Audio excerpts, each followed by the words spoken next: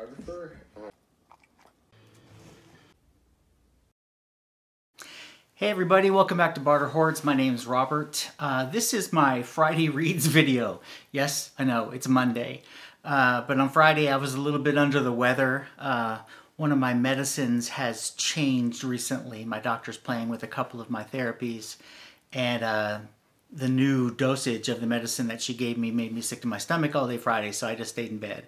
And then Saturday, I was actually, believe it or not, out of the house the whole day. I was busy helping my former team, Durham Academy's speech and debate team, start preparing for the national qualifier, which takes place later this month. So I went and listened to a bunch of their practice rounds on Saturday to help out. And then Sunday, I just felt lazy. I just didn't feel like filming a video. So I'm doing my Friday reads on a Monday. I don't do that too often, but you know, it happens once in a while. So I'll keep this relatively short. Last week, I finished 3 books, one of which I already did a complete video on, Alice Walker's The Color Purple. That was the February selection for the Classics Book Club. And so you can check out that video if you'd like to know more about that book.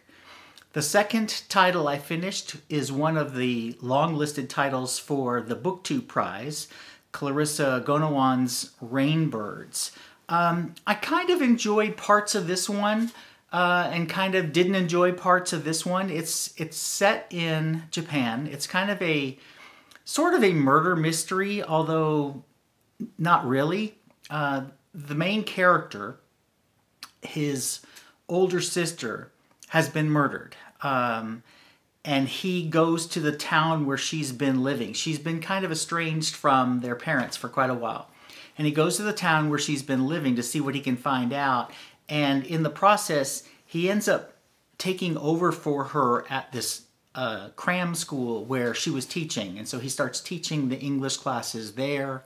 He even stays in the same room in a politician's house that she had been staying in. So he just kind of falls into her life, so to speak. And then he has this really weird relationship with one of his students. And I don't want to say much more than that because it'll give too much away. I liked the general premise. I didn't find all of it 100% believable. And so I was kind of in between 3 and 4 stars throughout most of the book. But what really threw me down to 3 stars instead of up to 4 stars was that the author just relies on so many supernatural and symbolic dreams to try to help him solve this mystery that I got frustrated with the amount of dreams, the number of dreams that she threw into this book. So it ended up being a 3-star read for me. I did it with combination text and audio, and the audio was interesting. The guy who narrates it tends to do a short sentence, then pause, then do the next sentence, then pause. And sometimes I think that worked really well. Sometimes I think it was kind of annoying. So that really didn't help the overall experience, but it probably helps me remember it. I have gone back to using more audios with the text as I read, and it has helped bring me out of my slump. I will admit that. In fact, the ones I'm reading now, I'm doing all joint audio and text experiences. And so the third book that I read was one that Jacqueline from 6 Minutes for Me had stumbled across and recommended to me, and that's called Southernmost by Silas House. It is a really compelling story set in Tennessee. It's about a man who is a Pentecostal preacher, but who has lost patience and faith to some degree with his church. And it's about his son and the relationship between this preacher and his wife as it becomes more and more estranged. And given my non-belief, the fact that I'm an atheist, it is really weird for me to read a book where I am super into the story and rooting for a Pentecostal preacher. But it was really a good story about what he is willing to do and what he has to do to try to keep his family together, try to keep his relationship with his son alive. And it's a very fast, very well-paced read. And it goes from Tennessee down to Key West and then back to Tennessee. And overall, I just thought it was a really enjoyable experience. It's published by Algonquin here in North Carolina in Chapel Hill. They're also the publishers of Tyree Jones' An American Marriage. So I've read a couple of their books recently. And I had not heard of Silas House before. So if you're interested in that kind of a story, you might want to check that one out. It's Southernmost by Silas House. The three that I'm reading this week are all three, like I said, a joint audio and text experience. I'm doing the books along with the audio books. And the first one that I started was my selection for March of the Mammoths. And if you don't know what that is, you're not paying attention. But if you don't know what that is, Jason of Old Blues Chapter and Verse and Lukash of Totally Pretentious and Alex of Big Al Books have started March of the Mammoths, where people have challenged themselves to take on mammoth books, a book of at least 800 pages in the month of March. And the one that I'm reading is from an author that I read a long time ago and enjoyed everything I've read by him, Larry McMurtry, but I had never read Lonesome Dove, partly because of the intimidating size of it. And I am about 200 pages in, absolutely loving it. I was talking with Jacqueline and Kendra and Doris, with whom I'm doing a buddy read of this throughout the month of March. And the first thing this book made me do was miss Texas. For those of you who don't know my story, I went to 3 of the 4 years of high school in Texas and then went back to Texas for 10 years at university. Yes, there's a long story there, but I was in Lubbock for 10 years.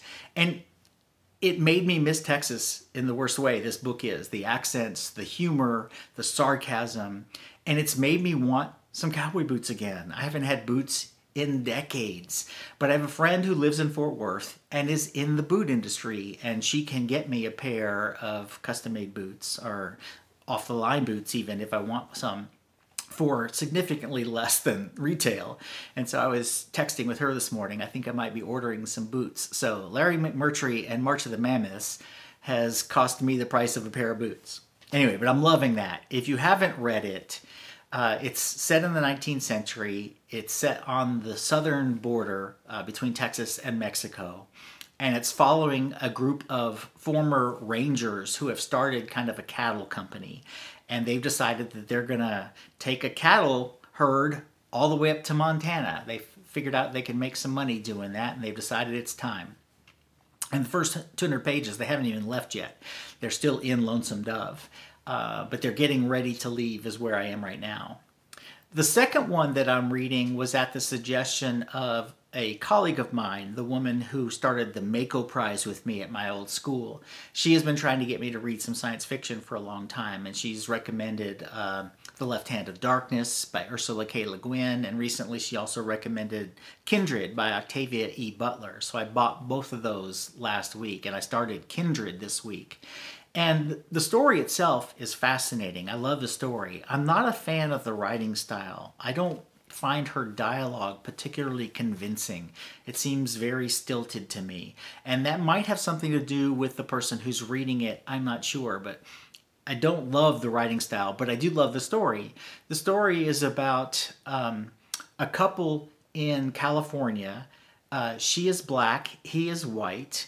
And they're sitting together unpacking books in their new place, putting them on the shelves, when she suddenly disappears, literally vanishes, and then comes back a few seconds later, soaking wet, muddy, and shooken up.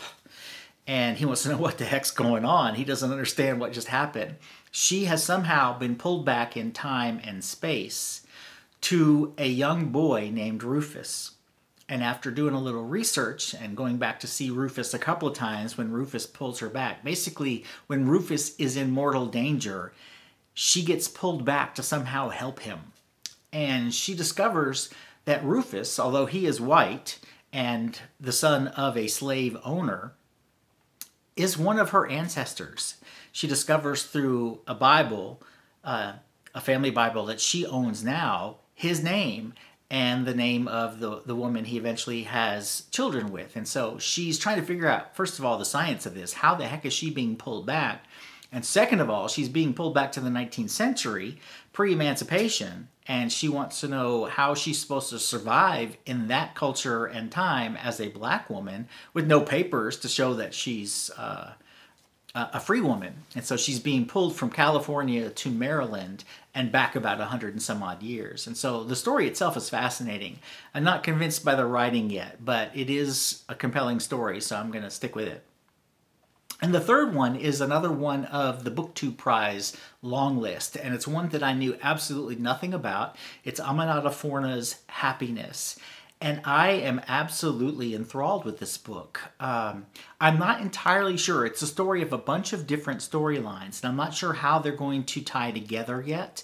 I can see some ways where they're starting to tie together, but I'm just fascinated with the characters and the writing style. I don't want to say too much about it until I finish it, so I'll probably save that for this Friday's reads. I should finish it probably Wednesday or Thursday, and so I'll talk more about it this coming Friday. But so far, I'm having a much better reading week than the 6 or 7 weeks of 2019 so far have been. So maybe going back and adding in the audio version has helped me pull out of my slump a little bit. Okay, I'll wrap this up. I've got errands to run, including heading to the library to return some books and pick up some more books. I will talk to you again later this week. I don't know if I'll do a video tomorrow or Wednesday for a tag or anything like that, but I might. But I'll definitely try to do another video on Friday as I finish up 2 of the 3 books that I'm reading now. Talk to you soon, everybody. Have a great week.